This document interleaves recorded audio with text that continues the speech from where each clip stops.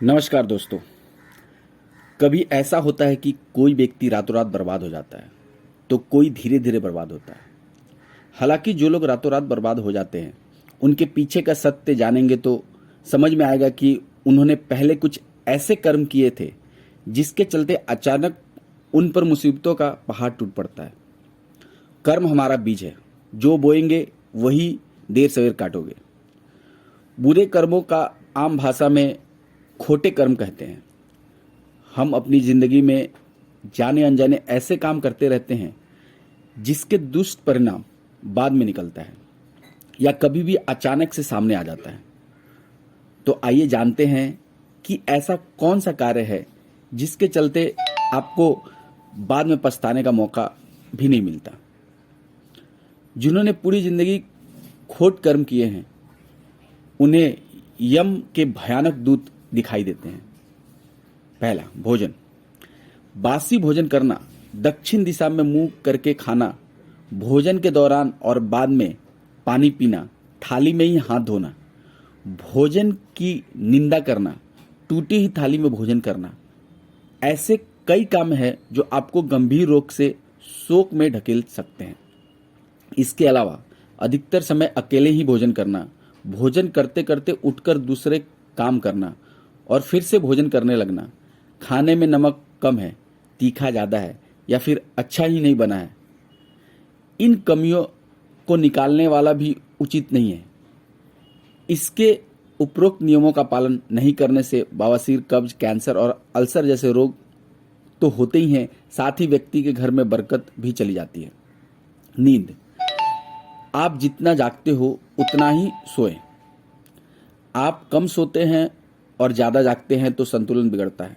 हालांकि यदि आप प्रातःकाल जल्दी उठकर कसरत करते हैं तो आपके लिए 4 घंटे की नींद ही पर्याप्त है। नींद का गणित समझे बगैर देर तक जागना।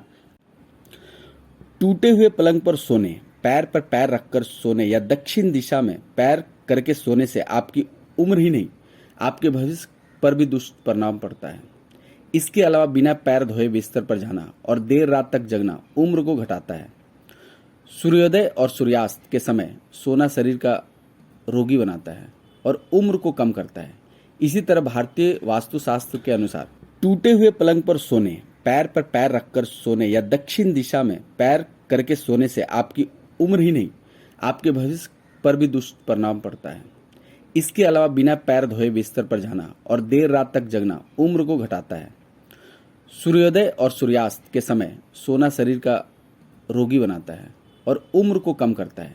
इसी तरह भारतीय वास्तुशास्त्र के अनुसार द्वार के सामने पांव करके भी नहीं सोना चाहिए। केश कर्तन। मंगलवार और शनिवार के दिन बाल काटना, बाल कटवाने के बाद स्नान नहीं करना, घर में ही बाल काट लेना, लंबी दाढ़ी और बाल रखना, बालों में नियमित तेल नहीं लगाना, बाल नोचना, बाल हाथों से ही तोड़ना आदि ऐसे कई खोटे लक्षण हैं जिससे उम्र कम होती है। अक्सर लोग चंदन का लेप चेहरे पर लगाते हैं, लेकिन यदि यही लेप आप बिना स्नान से पहले लगाते हैं तो इसके आपकी जिंदगी में कई साल कम हो जाते हैं। यदि बालों पर तेल लगाने के बाद वही हाथ हमारे किसी भी अन्य शरीर के अंग को छू ले तो ऐसे हमारी उम्र कम हो जाती है। वस्त्र। अक्सर लोग रात में अपने वस्त्र धोकर बाहर सुखाने के लिए डाल देते हैं, जो कि वास्तु के नियम के विरुद्ध है। इससे व्यक्ति को रोग तो उत्पन्न होता ही है, दूसरी ओर सुबह सूखने वाले कपड़े पहनने से उससे अचानक विपत्ति का सामना भी करना पड़ता है। हालांकि इसमें से पहली बात तो माना ही जा सकता है, दूसरी ओर जो दूसरे से वस्त्र मांगकर पहनते हैं, दूसरे से अन्न मांगकर खाते हैं और हर कहीं का जल बगैर जांचे ग्रहण करता रहता है, उसकी उम्र घटी जाती है। शौच आदि।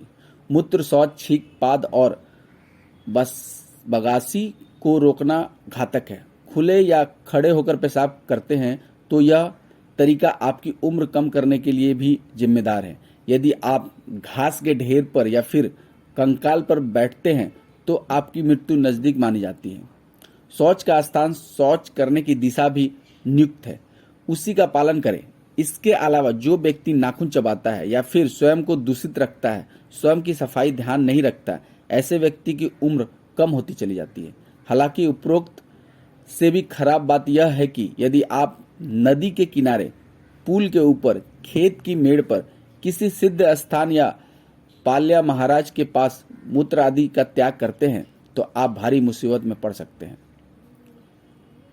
उंगली का गर्दन चटकाना।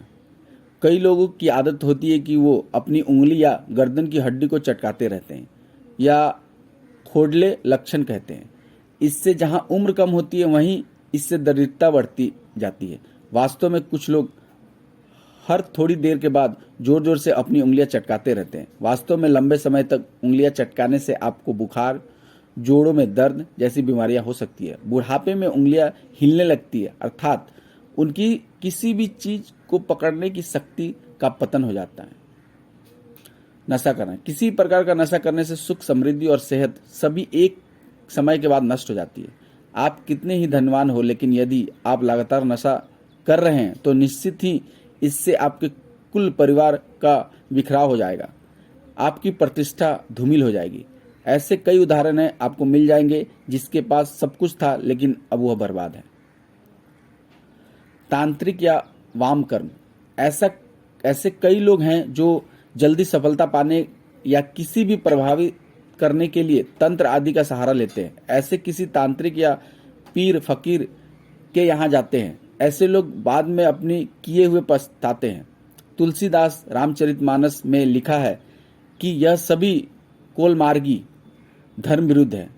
कौल या वाम का अर्थ यह है कि जो व्यक्ति पूरी दुनिया में उल्टा चले, जो संसार की हर बात के पीछे नकारात्मक खोज ले और जो नियमों, परंपराओं और लोक व्यवहार का घोर विरोधी हो और वाम मार्गी हो। ऐसा काम करने वाले लोग समाज को दूषित ही करते हैं। यह लोग उस मुर्दे के समान हैं जिसके संपर्क में आने पर कोई भी मुर्दा बन जाता है। सीटी बजाने का मतलब संकट हो बुलावा। ऐसा कहते हैं कि घर या रात में सीटी नहीं बजाना चाहिए।